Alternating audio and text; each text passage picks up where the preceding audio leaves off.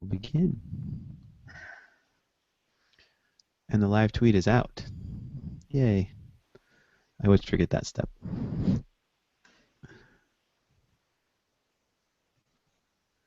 Thanks for joining us once again. I'm Sammy K. Powers, and this is the PHP Roundtable. This is a live podcast of developers discussing topics that PHP nerds care about. The ultimate goal of this podcast is to learn a little something from each other. So if you're listening live and you want to be a part of the show, send a tweet to PHP Roundtable with a question, and we'll try to get your question answered if we can. Working with old code can be a bit of a pain, and a lot of times rewriting the app from scratch just isn't an option due to time or monetary constraints. So where do we start refactoring a legacy code base to fully update it to modern PHP? Well, we've got three experts on the panel today to help us better understand the concept necessary to refactor a legacy code base. So let's meet our panel, these three experts, in no particular order. We'll just start off with Mr. Paul Jones. So Paul has been working with PHP since 1999, and in that time he's been everything from a junior developer to a VP of engineering, and when he's not programming, he enjoys putting 7.62 millimeter holes in targets at 400 meters. Welcome, Paul. Thank you. Thanks for coming on. And next up we have Hugo Hammond.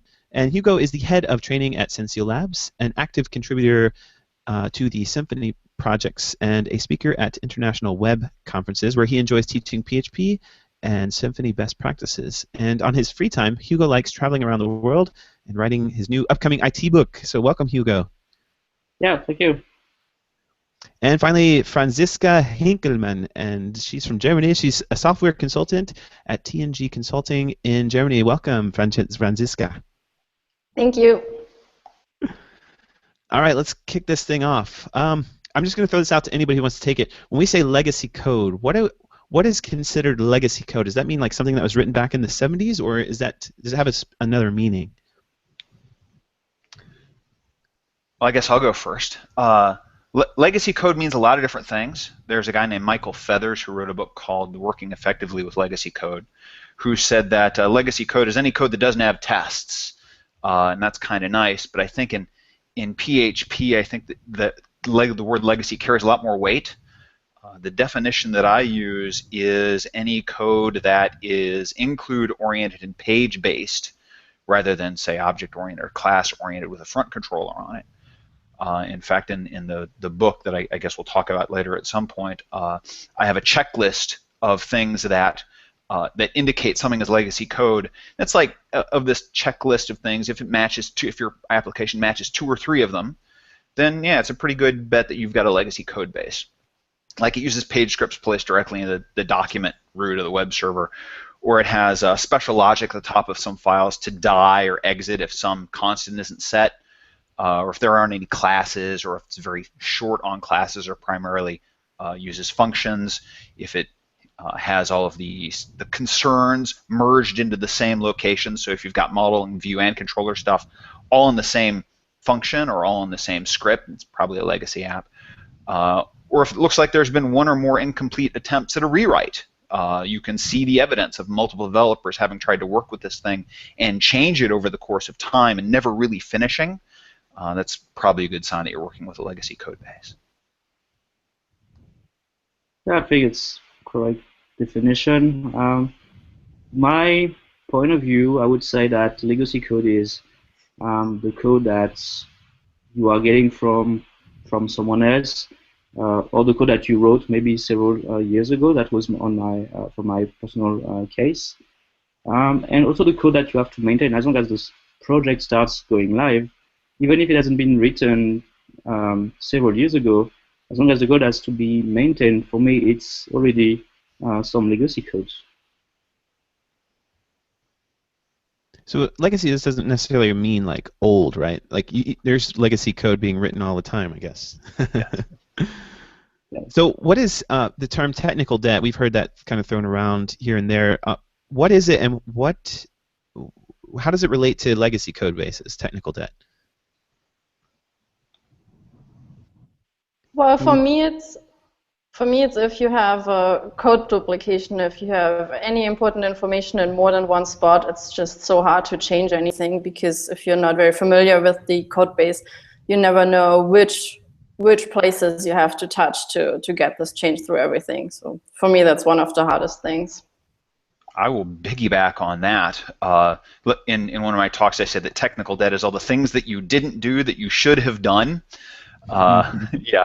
The problem is, and Francisca touched on this, is in order to fix those things, it's not a question of going to one place in the code base and fixing it. It's that a particular problem is spread across the entire code base. So in order to fix one piece of technical debt, you need to make a series of coordinated changes across the entire code base in order to remove that one piece.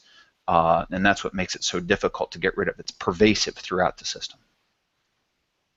If I remember, this technical debt concept has been invented by Ward Cunningham, the father of the wiki, if I'm not mistaken. I think you're right. Yeah, so he says that basically the technical debt is it's like a loan when you are getting a loan in the bank. So all the interest you have to refund to the bank for the loan counts as the technical debt in your PHP project. So it's compared to the technical debt in your projects.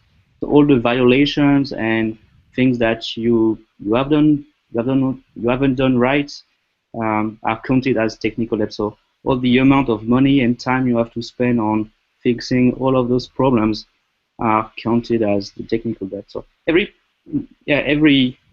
tech projects has technical debt, but the main point is to try to keep it under control and to avoid that it goes further and increase over time. And that's the most difficult part, how to monitor this technical debt. So it sounds like technical debt is something that we eventually will have to pay off if we plan on using this app that we have in the future to scale it up or whatever. So what do we need to have, before we get into too many details, but just in general, what are some of the concepts that we really need to understand before we're able to modernize a legacy code base? If there's one concept that's going to drive everything else, it's the idea of separation of concerns. And other people will say, well, you need to know your solid fundamentals, you need to know a series of computer science principles, you need to know a series of other architectural stuff. All of those things are good, but sometimes those take a lot longer to learn formally. If you can get across the idea that, or if you can internalize the idea that you need to separate these different parts of your application, and we can talk about what those different parts are, put them in their own layers. If you can do that and then find a series of steps towards that, I think that's like the underlying fundamental concept towards working with these legacy code bases and hopefully modernizing them. I think it's really important to know what the business cases are and to start with a few acceptance tests. I mean, this is a different direction than what you said, Paul, but if you don't know what the app is supposed to do, yes, you can rewrite it, but you'll carry on all the old stuff that you should have been deleting, and you'll have all the same mistakes if you just refactor the code in a strict sense without changing any functionality. I agree. You need to have some tests in place, characterization tests anyway, in place first. Yes, I think you're exactly right. And as you mentioned earlier, people start rewriting things and they start features, and somebody needs to tell you that those features can go or what the point of rewriting was. Well, it depends on if you're doing a rewrite or a refactor, but we can talk about that later. Yeah, probably that testing is one of the key points to refactor a legacy code base or to migrate a legacy code base, especially integration testing. So it depends on what you want to do with the application. Do you want to rewrite it to meet new business cases, or do you want to have the same application but with a brand new code base? So I guess depending on the goal, you'll have to orient your tests. That's my point of view. I like the idea of writing tests first. I've heard that before, and I've always thought unit tests. But really, if you're talking about integration tests or going something more conceptually higher, then you're trying to get like the acceptance testing, or just what the app is supposed to do. Because who knows how much of the code is written that you could just throw away. That doesn't even need to be there, and that might cause problems later. So that's a really great idea. I like that. So I want to kind of shift gears a little bit and talk about some of the human aspects of refactoring or working with the legacy code base before we kind of talk about the tactical approaches of actually modernizing it. And one of the things I kind of want to look at was the idea of a developer ego, because all developers we all have this ego, like we write code and we're like, oh, that makes me better than everybody else, I guess. So here's the scenario I always want to kind of go over. I'm a developer and I think I write pretty awesome code. So I look at other code bases and think, well, that's not the way I'd write it, so it's complete crap. So through those eyes, it might seem like all code is that any developer would inherit is legacy code because it's not the way that they would do it. So what is your response to this type of attitude, and what can we do to ensure that we're not that type of developer? It's the standard all-purpose typical attitude. No developer ever looked at any code base and said, oh, this is perfectly fine, I should leave it just as it is.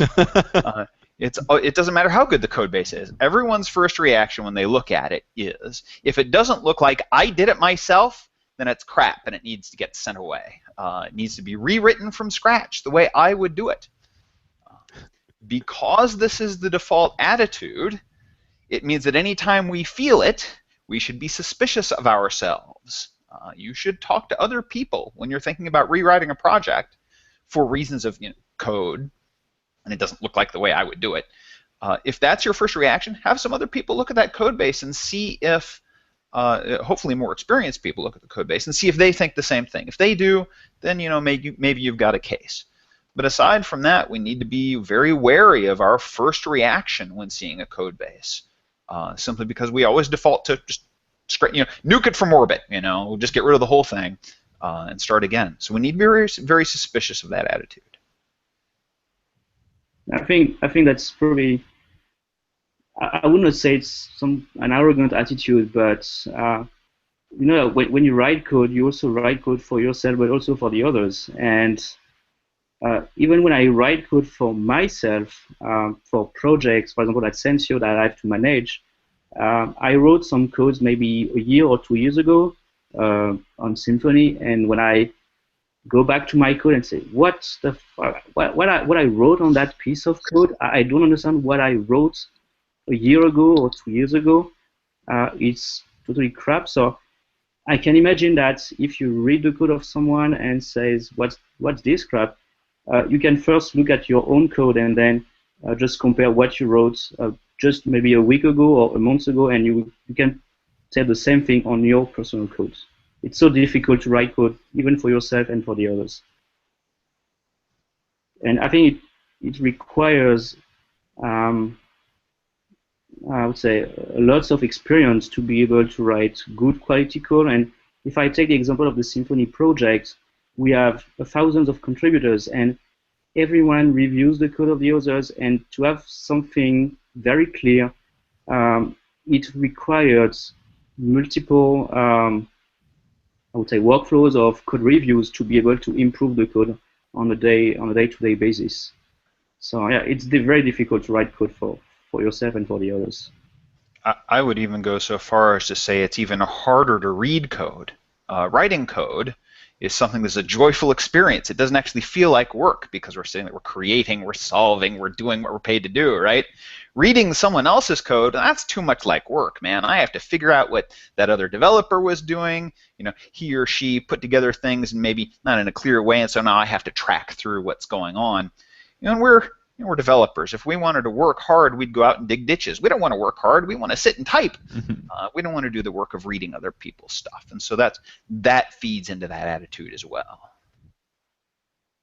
Yeah, I don't think this is a question that has a simple answer, but if you can pair regularly with different people and code reviews, I think that certainly helps. Then at least you have two people who think this code is awesome and that's the way it's supposed to be. So maybe it's better then.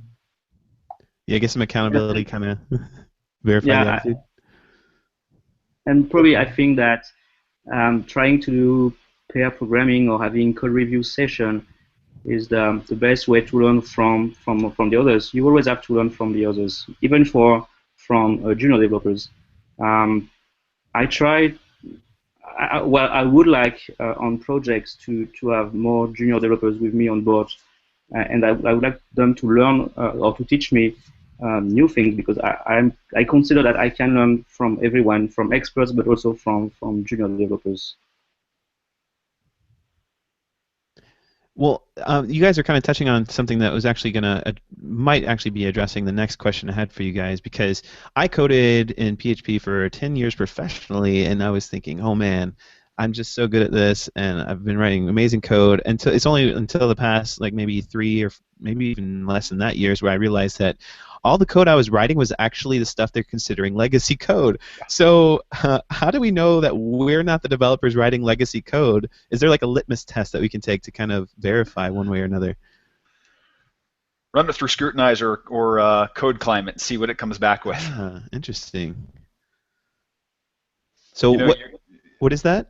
Oh, right. Well, so Scrutinizer, CI, or Code Climate, and there are some others out there. They'll do essentially automated reviews of your code and tell you, and give you a qualitative metric by which to judge it. Now, it's not perfect, but if you can run something through that and it comes back with a 7 or an 8 or something higher than that, then maybe you're doing okay. If it doesn't, then maybe you're not so hot. There's what you said earlier, though, made me think of something that Moses Ngone said at the PHP community conference in Nashville several years ago. He said the only reason, I'm not talking about you specifically, so don't take it that way, the only reason that you think you're smart is because some idiot called you a genius. If you've got no one else to compare to, or the only people that you're comparing to are just not that great either, of course you feel good. That's what you're comparing to. Right. But then as you improve as a developer, you start swimming in a different pool, as it were, and you see that there are bigger fish there, and maybe you need to grow as well. Yes, that's key, and I feel like that just getting more integrated into the community in general, like going to actual conferences and meeting actual developers and getting more involved in open source and seeing other people's code, that really has played a big role in helping me to stop writing legacy code right out of the box. Yeah. So without actually trying to be like, I guess, judgmental, because I think we're all in a different spot as developers. Like even if we're doing it professionally, we still might be writing legacy code, but that's just like where we are as developers. And if we're trying to learn, then that's awesome. So we shouldn't feel bad if we're writing legacy code right now. But I wanted to look at some just your all's opinions on some frameworks, PHP frameworks that are active, that have a lot of people that are actually using them and writing new code bases on them. Would you say that there are any PHP frameworks out there, but that by default have a legacy code base? You mean the framework source code itself as legacy code base? Yeah. Would you consider any of the kind of current PHP frameworks that exist sort of having a legacy style type of code base? That's a really interesting question. I would go so far as to say that version 1, or the first version of existing current frameworks, could probably be considered legacy code at this point, but not for any of the reasons that we've talked about yet. We can talk about, let's pick on Zen Framework 1, because I was involved in that one. It was fine for its time. So were the other systems that were out at the time. Some were worse, some were better. But if you were to start a new project now using Zen Framework 1, or if you inherited a code base based on Zen Framework 1, I think it would be fair to call that a legacy system at this point. But I think that's only because the developers on ZF1 and the other frameworks that are around at that time in their version 1s have learned the errors of their ways from having produced that first version, and now have produced hopefully better stuff since then. I know that's well, I'm going to bash Symfony a little bit, and I apologize in advance, Hugo. Symfony 2 is leaps and bounds better than Symfony 1 was. I mean, the difference is dramatic. Symfony 2 is screamingly better than the first version was. So I guess that's a sort of backhanded praise. I don't know. But I really agree with you. Symfony 1 for me is now a legacy code base, And I think it has become a legacy code base because best practices have evolved so much in the last 5 or 6 years. Um, so I remember Symfony 1 in 2008 when I started. We had lots of singletons everywhere because singletons were the way to go in the PHP world. When everyone discovered singletons, Zen Framework and Symfony put singletons everywhere. And then maybe 3 or 4 years ago, when Fabian started um, to advocate for dependency injection, then we discovered dependency injection, and we said, "Oh, singletons are bad. We should stop putting singletons everywhere in the code because we have tight couplings. We make the code more difficult to unit test and so on." So I think the framework, the source code of the framework itself has become a legacy because we've changed the way we program and we changed the way we deal with object-oriented code, and also because PHP has evolved itself. Symfony 1 was based on PHP 5.1, if I remember, the very minimum version required.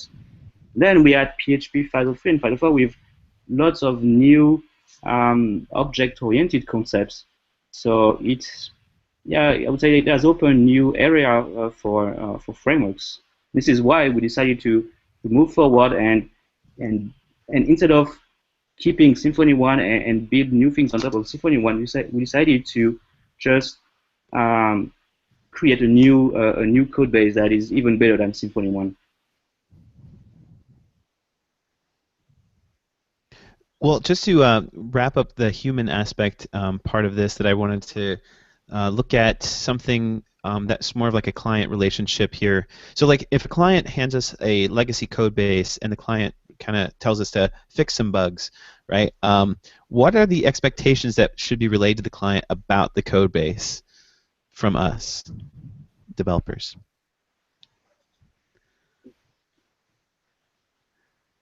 How do we prep them, I guess, is what I'm asking. Like, because Right. there's a lot that can go wrong. There's a lot that you don't know about the base. So, like, what do we prep So them for? for my own part, I've been hired specifically a couple of times to deal with legacy code bases, not necessarily to fix bugs in them per se, but to go through the process of doing the modernization.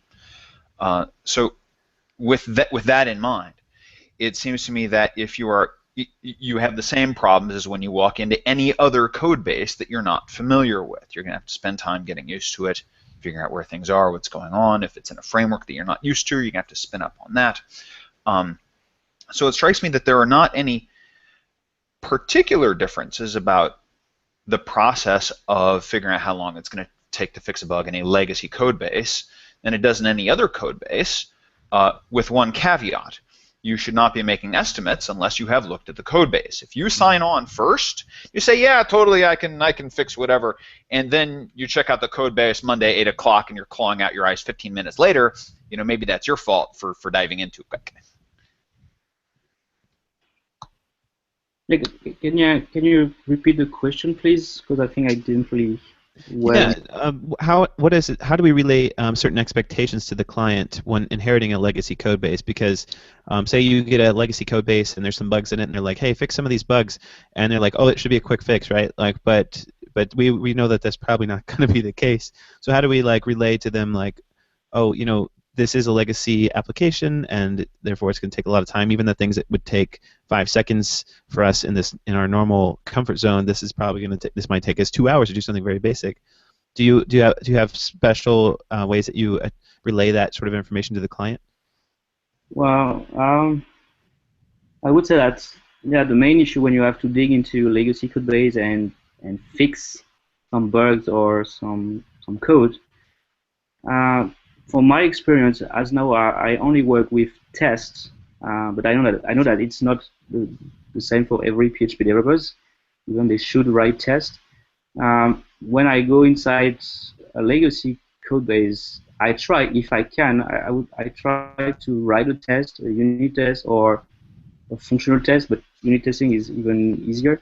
So I try to write a test to prove that the bug exists and I can fix it. but it's always still dangerous because most of the time you don't have tests in legacy code bases. So even if you write a unit test for the fix you've done, you can't be sure that that fix didn't break something somewhere else in the legacy code base. So it's always risky to change a legacy code base. Yeah, the best is to write, I would say, an integration test to ensure that the feature is always behaving the same as before the change. But writing integration tests is so time consuming. Even if you write tests with Behat or I don't know with Selenium, the process of setting up everything is very complex, and it's even more complex if you have to rely on third-party technologies that you don't have on your machine, or if there are web services, for example. So that's not an easy question. I don't think there is a real answer for this kind of question. It's a I would say it's a per case. It's Right. per project problem. But Well, yeah, right. speaking of, go ahead. Sammy, you go ahead. Yeah, I'm sorry. Your turn. Francisca. Oh, okay. Sammy, you said a change that would usually take 5 seconds takes 2 hours. I think in most cases the client knows that he has legacy code because he's always waiting 2 hours for a change. So we don't have to explain why it takes us 5 hours and not 2 seconds.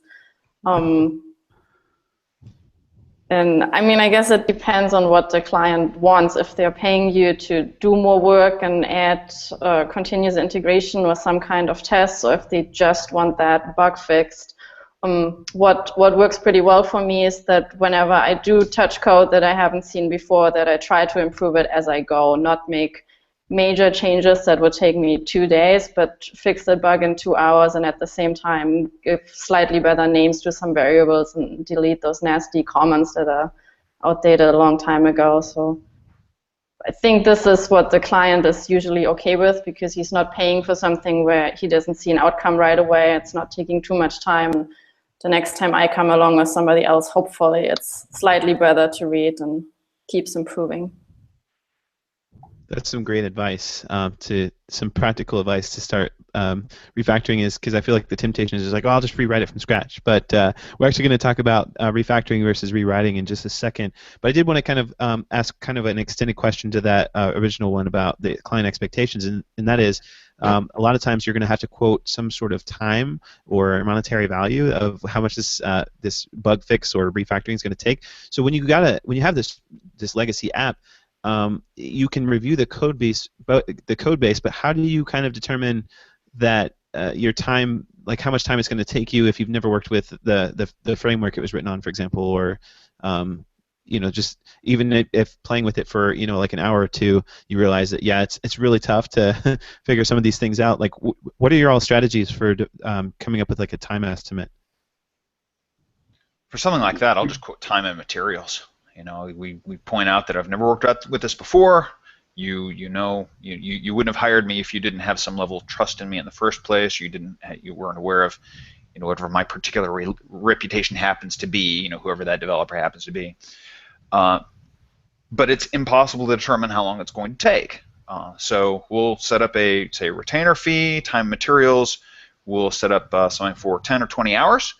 And if it gets done before then cool. And if it doesn't, then I've still provided useful work. And so they still get some value out of it in that way. Not everyone likes doing time and materials, but that's how I prefer doing stuff. Yeah, I think it's very difficult to estimate, because if you are a developer on that project, then you know about the business of the application, so you can probably better estimate. But if you are, let's say, a consultant and you have to fix a problem on the legacy code base of your client, then you don't know the business, you don't know the application first. So you have to spend time on checking out the code, and sometimes there is no Git or SVN repositories, even CVS repositories. So then you have to find the right version of the code. Maybe you have to also dump some SQL database to be able to We're kind of losing Hugo Yeah, here. I'm glad it's not just me. Yeah. So we'll. Hey Hugo, are you there? Can you hear us? Yeah. Oh yeah, you cut out there Yeah. for that last probably 20 20 seconds or seconds. so. Oh, okay. So sorry. Yeah, I say that it's difficult to estimate because by the time you're checking out the project and then you install the project, then you have maybe to dump some production database, to be able to load some data. Um, Maybe you don't have all the dependencies on your project because, of course, they are not using Composer or even Pair. Um, and sometimes it's difficult to get the code because there is no repositories. So the time you spend on just installing the project and trying to figure out why you can't manage to get the application works because you don't have, let's say, the required PHP version or the PHP extension or any third-party tools. So then once you have the application ready and installed, then you have to dig in the code and try to understand what's the business, what's the problem, how the code has been built, even if there's no framework. So it's very, very tough to estimate how long it will take to fix a problem. And you can't guarantee that you will be able to fix that problem. And I think it's also difficult to teach to the client or to tell that I can't guarantee that I will be able to fix your problem. I can try, but I don't know your app, so I'm not a magician. I can't guess or I can't divine what your application is doing. Right. Well, and this is probably a question I'm going to re-bring up in the not the next episode, but the one after that, because we're talking about the business of PHP, and I really wanted to explore this idea of moving away from hourly rates and just going to flat-based contracts and just do value-based pricing. And I actually moved to that model a couple years ago, and I really, really like it. I think it's really cool, but I don't know how it would fit in this scenario where you just have this legacy code base where you have no idea how long it's going to take you. And I don't know I don't know if you guys have any thoughts on that and how you would do if you would even consider doing like a flat fee for just doing fixing bugs and just itemizing them and just having a flat fee, or if you would always fall back to hourly on that. Do I get to determine the flat fee before or after? Yeah, before. Oh no, I'd only do it. I would only do it if I got to determine it after. I will send you your patch when you send me the money. Exactly. Cool. So one other thing I wanted to look at before we kind of talking about more of this tactical stuff is what about statistics? Are there any tools out there that we could just analyze the code base? You already mentioned Code Climate. And what was the other one? Scrutinizer. A scrutinizer, yes. Are there other tools out there that we can provide statistics to the client to show them before and after screen, basically shots of the code base? Well, yeah, there's SensorLabs Insights, which is able to give you some estimates on technical depth, but it's really Symfony oriented. So if you have a Symfony code base, that's easier to use SensorLabs Insight because you would get more accurate metrics. If it's just a PHP project, um, you can also use it, but it won't be as accurate as with Symfony. So yeah, Scrutinizer is a good one. You can also use that SonarCube, which is quite famous too. But it's a Java project, a Java tool that you can very easily set up. There is a PHP plugin for SonarCube, and it's completely free. But the problem is that then when you have installed SonarCube, then you have to manually configure everything. So it takes long to configure all the metrics to get the most accurate technical depth estimation of your project. So this is the one we used to use at Sensio in the past for estimating the technical depth when doing consultancy, and it works pretty well. So the PHP plugin on SonarCube then runs PHP mess detector, PHP code sniffer, PHP deepen, and so on to gather all the metrics, and then generates all the graphs and estimates the time and the money it will cost you to fix the issues. because you can configure, for example, in SonarCube, there's a config panel where you can say, for example, in my company, the cost for one developer per hour, let's say, is $50, or the cost of the developer per day is, let's say, $300. So then it will be able to estimate how much it will cost you depending on how many violations it managed to raise. And you can tell that, for example, this violation just takes 10 minutes to fix, or this one needs to take, it takes, let's say, a half a day. So then you can have a pretty good estimation of your technical debt. And you, So yeah, you also had, oh, go ahead. Yes, I would recommend SonarCube, but also Scrutinizer is also pretty good, and Centralized Insight for Symfony Codebase. And you had a presentation I was looking at not too long ago where you had used, or you'd shown a tool from Sebastian Bergman. I think there was two of them. PHP copy paste, I think was one of them, and PHP like lines or something. I can't remember the two tools. PHP copy paste. They go for PHP CPD, and the other one is PHP LOC maybe. Yeah, PHP lock. And yeah, PHP lock is a pretty neat tool to just get the big picture of your code base. So you just run PHP log command line tool, and then it tells you how many classes, how many directories, how many constants, how many global function or global variables. So it's pretty interesting to compare the metrics you get from your legacy code base with, let's say, new code base like Zen Framework or Symfony or whatever frameworks. And you will be surprised at how many global functions or global constants or global variables you will get in your legacy code bases. Nothing surprises me anymore with legacy code bases. So say we go ahead. If the client has data on the bug reports and how long it took to implement features before and after the rewrite, I think that is also a good statistic, because you might rewrite the code and consider it very clean and not legacy, but if the team that's actually working on it is more familiar with the old style and they don't understand your new code and it takes longer to make any changes now, then you might say, well, it's less legacy, but sort of you made it worse for the client, maybe. Mm-hmm. Especially if they didn't want a consultant called in the first place and they're faking the numbers. We're getting some feedback on Twitter. Colin O'Dell has said for unfamiliar projects, he agrees that on an initial amount for X dollars for Y hours for discovery to learn about the code base before actually quoting a final amount. And I think that's really smart, especially if you're going to do value-based pricing. You need to kind of get a little initial money up front to kind of look at the code and be like, okay, here's what I'm looking at, and now I can make a little bit better estimate. And then VP Banskol, or I'm sorry, VK Banskol, Bansal, I can't pronounce Twitter names, says, I turned down a few clients in the past 6 months just because they wanted me to fix spaghetti code that used the MySQL extension. So it sounds like you can be very selective about the code bases you inherit. If you get that luxury, that's great.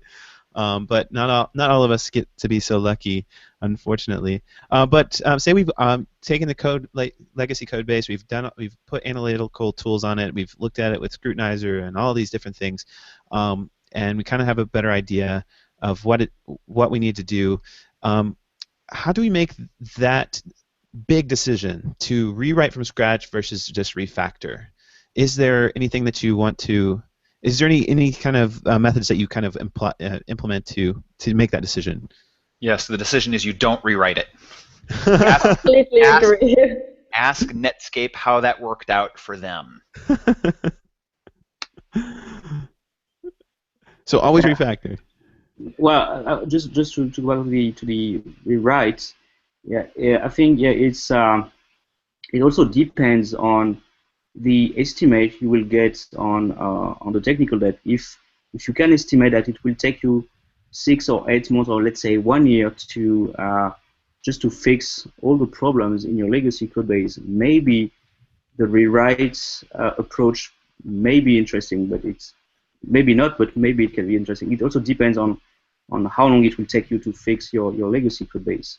Sometimes it's better to throw things away and then start from scratch. So the interesting thing about that is that I'm getting some feedback. Am I the only one? I think it's, hold on, I'll mute you, Hugo. I think it might be you. There we go. Is that me? Okay. No, So the interesting thing about, let's say we've got a perfect estimate on how long it will take to finish to fix all the technical debt. Let's say it's a year. Let's just say it's a year off the bat. What we don't have an estimate on, what we cannot possibly have an estimate on, is how long it's going to take to rewrite it in the first place. So in order to compare a known estimate to an unknown one, we're going to look at the unknown one, because the unknown thing is what we want to do anyway, right? We want to rewrite it. That's the sexy thing to do. It doesn't actually feel like work then, because we get to do things the way we want to do them. It's going to be a death march by the time you get to the end of the rewrite. You're going to sit down and you're going to be super optimistic about how long it's going to take to do this rewrite. And then when you get in the middle of the thing, you're going to realize that your estimate was way, way off. The joke that I make about this is the proper estimation technique for a rewrite is to sit down and figure out how long you would. I'm getting feedback again. Sorry. There it goes. You sit down, just do whatever your normal estimate would be. And of course, you double it like you always do as a good developer. But then, and this is the key, you need to convert to the next higher unit. So if you think that rewrite is going to take 4 weeks, it's really going to be 8 months. And again, I'm exaggerating, but only a little bit. It's going to take forever. And then by the time you get to the end of it, you're going to start realizing you're out of time. You need to start cutting corners again, and you're going to end up with a different bad code base than the one you had to begin with. And again, all because we have this default to doing a rewrite. So just don't until proven otherwise. Unless you're willing to scrap the entire thing and make no money for an indefinite period of time, refactor instead of rewrite. This is completely true, Paul. And also, there's usually new features coming in if we talk about a year. And even if it's your own personal project, you want to add new features. And so you'll always be behind, even if you stick on track, like you'll add the new features or somebody else is adding new features to the old tool, and you have to get those in as well. So you can never switch to the new version, and you realize you should have just refactored. Yeah, it's always risky to make a full rewrite, as you said, Paul.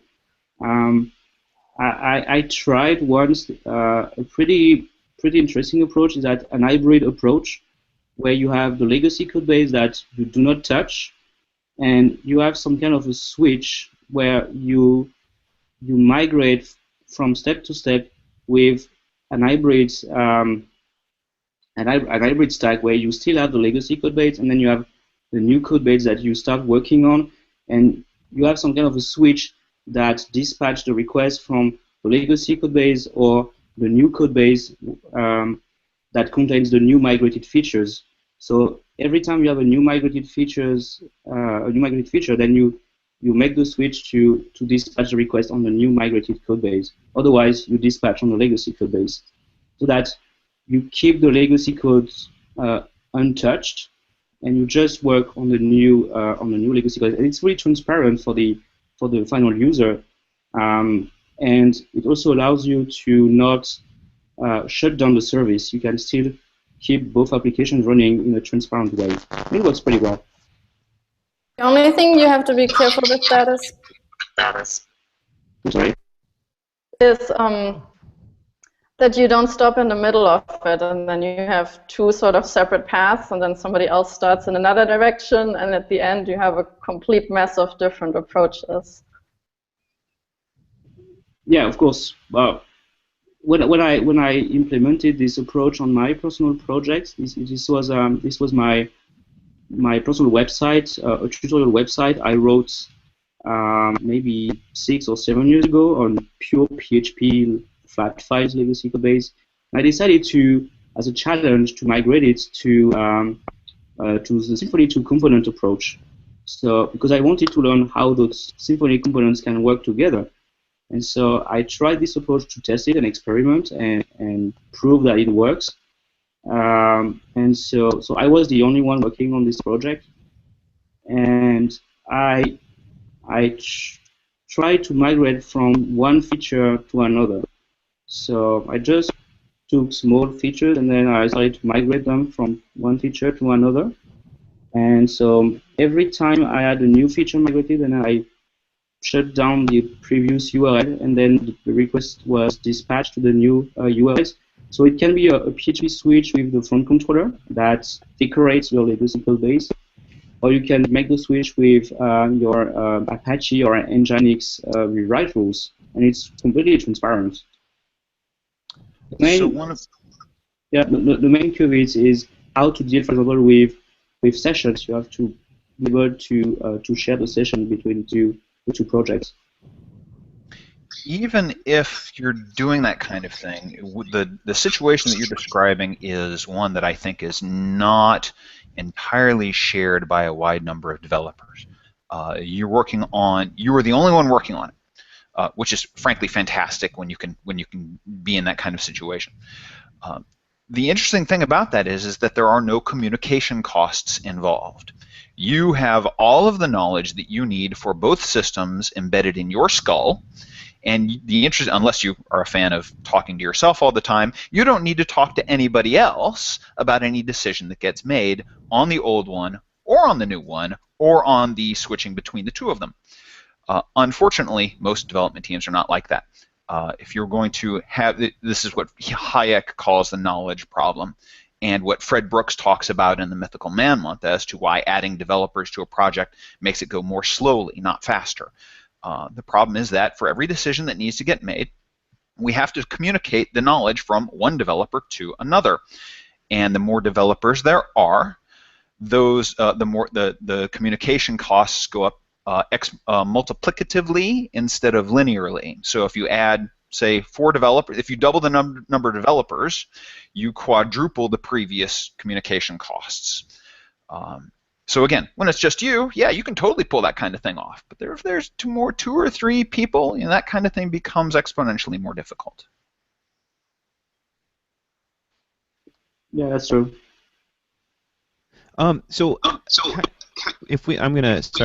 Hugo, you got some feedback coming through your speaker. I keep muting you. I'm not trying to be mean or anything, but I'm just trying to be practical. So I just wanted to shift this conversation to actually looking at how each one of you might modernize a legacy app, because I think all 3 of you kind of come with a very different approaches, which is really cool because it kind of shows that there isn't necessarily a black and white right and wrong way to do it, but there are many ways to do it, and there are better ways and there are less better ways and things like that. So if you were to inherit, say, maybe not like a truly super legacy app, but just maybe like something that was written on a really old version of like Cake PHP, and like all the logic was jammed in the controllers, there's lots of redundant code, lots of hard-coded things that shouldn't be. How would you kind of take a step back, look at that, and be like, okay, first step I'll do this, second step I'll do this? I know it's very conceptual at the moment. I know you probably have to be very specific about like it depends on this, it depends on that, but kind of general idea, like for someone who's never modernized a legacy code base before, what would your general process look like? So I wrote a book about this, so I have a process in place. In the book, you mentioned Cake PHP specifically. I'm going to broaden that a little bit to any framework. Each framework is its own special hell when it comes to refactoring. We're modernizing it with Symfony, Zend, my old Solar project, Cake, CodeIgniter, whatever it is. If it's in a framework, you've got each one of those frameworks has its own really weird idiosyncrasies about how it works. So I can't imagine a generalized process for fixing a Cake app or modernizing a Cake app that would apply to a CodeIgniter application. I will go so far as to say that having worked with a few different ones, modernizing a CodeIgniter application is a lot easier, but that's because there's less of a framework there. My own experience has been not with frameworks primarily, but with what I will call the typical PHP application, where it's include-oriented, page-based, all the page scripts are in the document root, spaghetti code, globals everywhere. Again, the typical PHP application that everyone here has written at least 3 times in their career, hopefully earlier in their career. And for that kind of system, I do have a standardized process. And again, that's the point of having written the book in the first place. and I can go into some detail about that if you like. Basically, you do baby steps. First, you set up autoloading. Then you consolidate all your classes and functions in one place so that they use the autoloading. Then you start removing the globals. Then you start replacing all the new keywords with dependency injection. Then you write tests, so on and so forth. It's like 14, I don't remember, it's 14, 15 steps. You remove first and then you write tests? Or? So what ought to be happening there, if you're really diligent, is when you start, you don't write unit tests. What you do is you write what are called characterization tests. Other people may call these integration tests in some way. The term characterization test comes from Michael Feathers, again, working effectively with legacy code. Essentially, a characterization test is the stupidest possible test. Run the program, copy the output, save it, make a change, run the program again. Is the output the same? Then the test passed. That's a characterization test. And it's a way of getting a handle on just the application as it is, because if you had unit tests already, you probably wouldn't have to do too much modernizing, but you don't. And the system is probably not testable, unit testable, as it is now. So we need to get something in place. Characterization tests are really good for that. No one actually does it is the thing. I have done it myself from time to time. Frequently, it's enough to look at one page, eyeball it, make the change, come back, look at the page, eyeball it again. Are there errors showing? No? Okay. Well, we'll send it over to QA and make sure that nothing's really broken.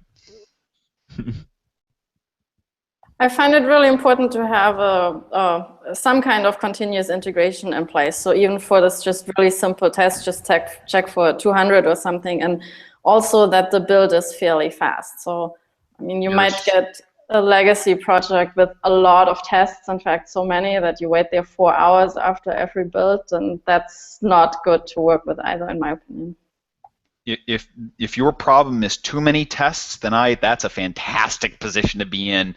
I have never been in that position. Every legacy code base I come to has been no tests. We send it to QA. QA tells us when something's wrong.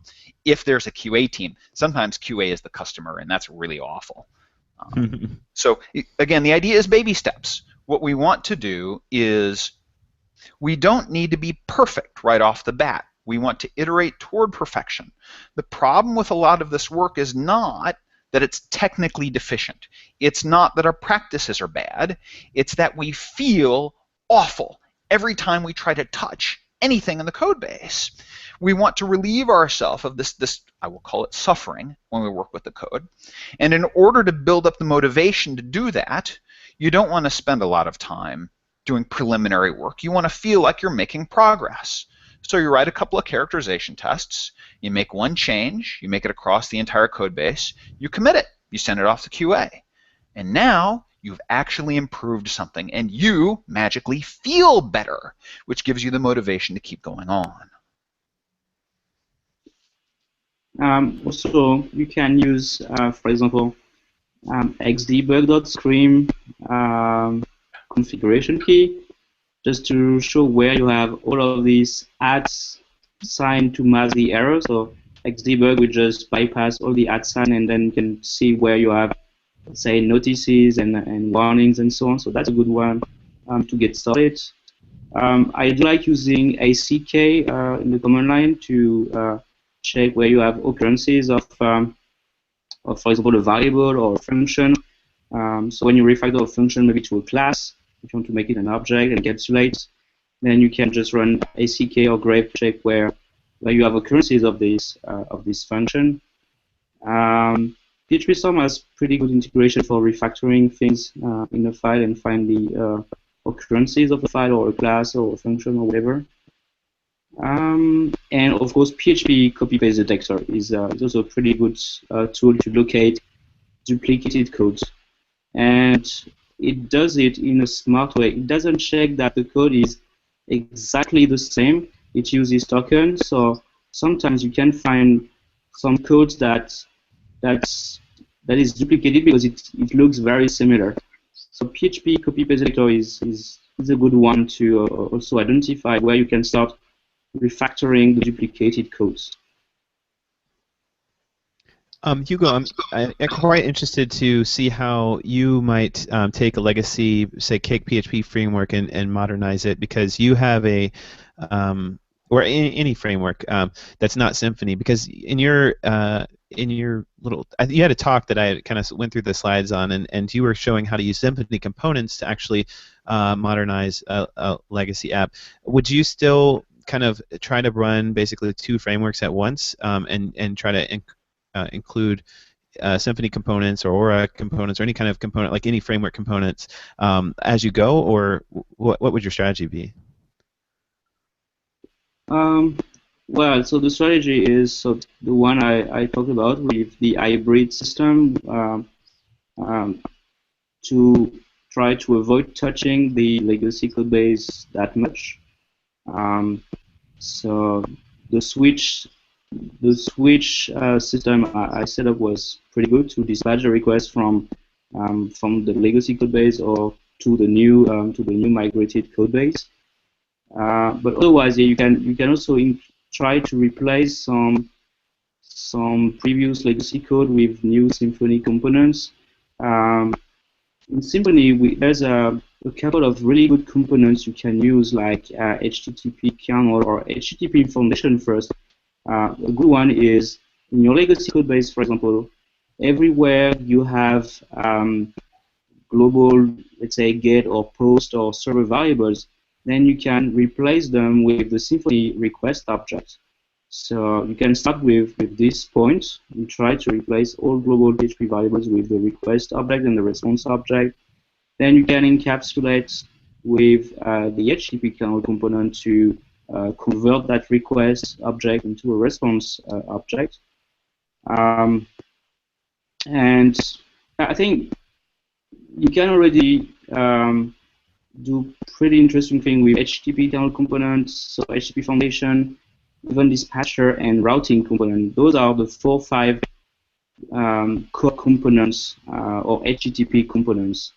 You can start implementing them in your API, and then when you start to have some kind of HTTP framework or HTTP stack, I would say, object-oriented, then you can try to implement some dependency injection to centralize the configuration and to create your main objects or your services, depends on how you want to call them.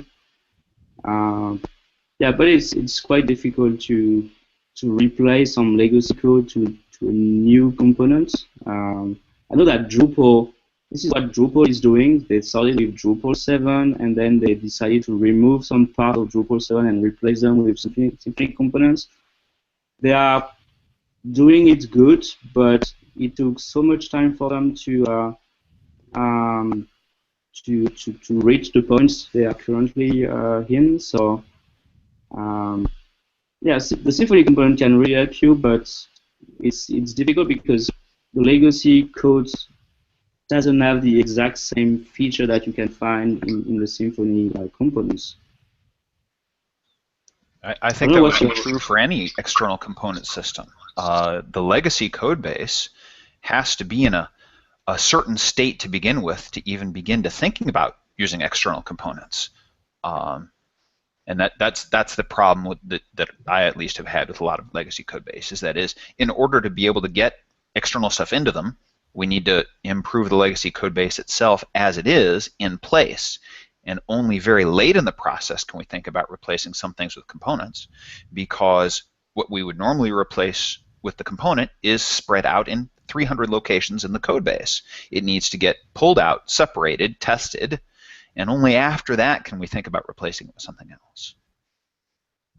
Interesting. So if I have an app that has something that should be a console, run in the console, but they're just kind of like blasting it through a controller. I'm talking about a very specific legacy app that I'm working on right now. Is it you would say don't pull in a console component from any framework? You would just say try to get this thing working and refactored as is, and then pull in the components after that. That's exactly what I recommend. People ask me, can I just refactor my application to a framework? Well, if it was possible to refactor your application to a framework in the first place, you wouldn't need a framework. It would already have all of the layers of separation in place already. The very fact that things are spread out in 50 different places means that you adding a component doesn't. You remember earlier one of the things that I said about a legacy code base was it shows evidence of one or more failed attempts at a rewrite. That's going to be a failed attempt at a rewrite. And you're going to make it more legacy, not less. So fix the thing in place first. And then only after that, when you've got a single thing that you can pull out and replace, only then should you think about replacing stuff. Cool. Great advice, guys. You can also start encapsulating everything that you can. If you have lots of code split in functions or in flat files, you can try to encapsulate in functions first and then in classes. And then just by replacing from step to step from function to classes to object, this makes the code easier because as long as you encapsulate, then you can test. And then as long as you integrate unit tests, then you can refactor more and more with your test. So I would say first encapsulate your business logic as long as you can. You have described in part 2 chapters from my book. That's awesome. So it's getting right about an hour right now, so I'm going to start wrapping it up a bit. So I wanted to move it on to the developer shout-out, and this is the segment that recognizes a developer that has contributed a lot to the community. So we'd like to give them an awesome, like, hey, thank you for your for the awesome work that you're doing, and send them a little thank you gift. And we have an official sponsor for the developer shout-out segment this episode, and that is Laracasts.com. And Laracasts has been super gracious in providing a $50 Amazon gift card to recognize the developer for this episode. And if you don't know, Laracasts is the Netflix for developers. And if you're listening to the PHP Roundtable because you're trying to learn more about PHP, then you'll love Laracasts. The guy who runs it, Jeffrey Way, has a ton of screencasts showing you step-by-step how to do some really cool things in PHP, so definitely check it out, because I subscribe myself and I've learned tons from Jeffrey, so definitely check it out. So for this episode, I asked the panel to nominate somebody who they felt deserved the developer shout-out, and the panel nominated Matthew Weir O'Finney. Yay! And Paul, would you like to describe a little bit about what Matthew did to deserve the developer shout-out? Everything ever in his entire life. The 2 things in particular are one is historical and one is current. The historical one is PSR 0. I have made great use of PSR 0, the original autoloading standard, the transitional one between 5.2 and 5.3. We're talking about legacy code today. Using that autoloading standard and organizing our classes according to those rules makes refactoring a legacy application just unbelievably easier. It gives you a very simple but very flexible structure to work with, and then everything gets auto-loaded for you according to those rules. Now again, he didn't work on it alone exactly, but he is the one who shepherded it through the PSR process. In addition to that, he is now currently working on PSR 7, the HTTP message recommendation for PHP users. This has been a labor of love from that guy. He has endured all sorts of criticism, every possible suggestion with diplomacy and much more patience than I would have had. PSR 7, when it gets done, is going to be a huge leap forward for interoperability between projects, but also for refactoring projects. You know, once you've got all your HTTP stuff out in one place, you're going to have a whole lot of different components, all based on PSR 7, that you're going to be able to pick and choose from once this recommendation is complete. And hopefully that will be within the next 30 to 45 days. So Matthew deserves it. He's done a huge amount of work for the community and for standardizing how we work with stuff in PHP, and I think he deserves it for that reason. Absolutely, and he's just a generally nice guy. I met him at Sunshine PHP. He's just a good guy. So Matthew, I will be hitting you up to get your address so I can send you this $50 Amazon gift card. Woohoo! And my stickers finally came in from Sticker Mule, so I've got some really nice, high-quality stickers, and I've got a back queue of all these developer shout-outs that I've been furiously trying to get gathered up. So I'm just going to be dumping a giant backlog of developer shoutouts in the mail pretty soon. So you'll be getting your developer shoutout soon. So thanks again, Matthew, for all your hard work. All right, so as we come around to the end here, do you guys have any final thoughts on legacy applications and modernization and all that fun stuff? I think baby steps is the key. I second that. And test. Test and repeat. Test, rinse, and repeat. Test and baby steps.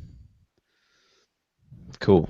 I feel like I have the confidence to go after this legacy app that I've got right here. So thanks to everyone for the awesome advice. And finally, I would like to go around and wrap it up with some shameless plugs, something that you would like to promote. Paul, you got stuff. I got a ton of stuff. I'll try to keep it short. So this whole podcast has been about modernizing legacy applications. I've done tons of that kind of work. I've done it so much that I had a list that I would go through when modernizing one. I've turned that list into a book. You can use this book as a step-by-step guide to refactoring whatever your legacy application happens to be. Again, and I gave some of the steps earlier. You're going to end up changing it from this page-based, include-oriented global mess of spaghetti into something that is auto-loaded, dependency injected, unit tested, layer separated, and front controlled. You will be able, by the end of this process, and again, it's step-by-step, baby steps, everything laid out in detail. By the time that you're done, you will have traded the low-quality problems of your old legacy code base for the high-quality problems of a fully modernized code base, which is a nice position to be in.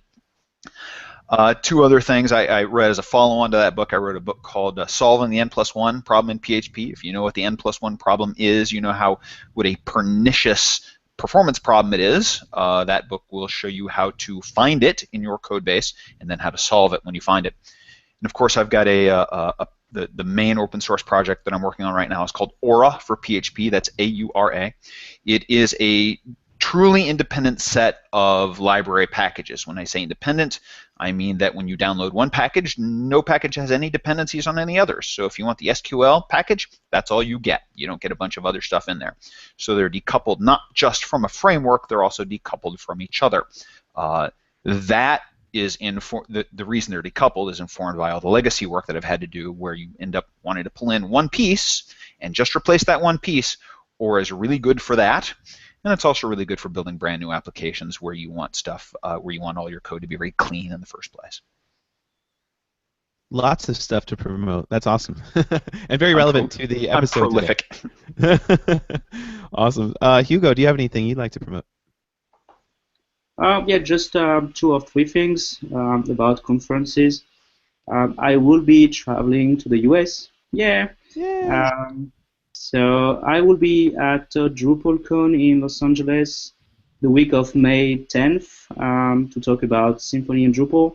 And the week after, the week of the 19th, I will be at PHP Tech in Chicago. Yay, that's here. Come hang out at my place. Cool. So I have a PHP design pattern workshop if you want to learn more about design patterns with PHP. And last thing, if you are a Symfony fan or if you want to meet the Symfony committee, we just announced that on December 3 to 5th, we have the SymfonyCon conference in Paris for the 10th anniversary of Symfony, and it will be at the Folies Bergère Theater in Paris. So very, very cozy place. So yeah, feel free to get your tickets on live.symfony.com. Excellent. And Franziska, I asked you before the show, or you mentioned that you didn't have anything to promote. Did you think of something that you'd like to promote? Well, I'll promote our user group. So if you're in Munich next month on May 27th, we have the next meetup of the PHP user group.